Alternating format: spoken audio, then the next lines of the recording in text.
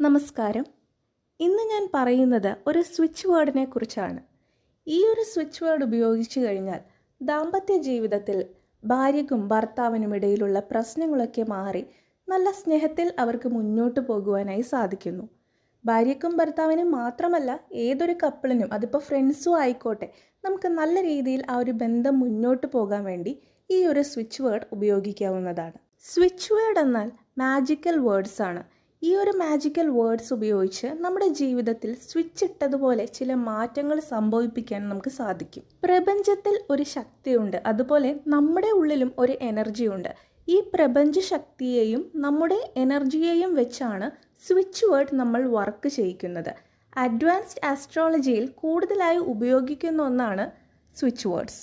together, love, divine order എന്ന switch വേർഡാണ് ദാമ്പത്യ ജീവിതം സന്തോഷകരമായി മുന്നോട്ട് പോകാൻ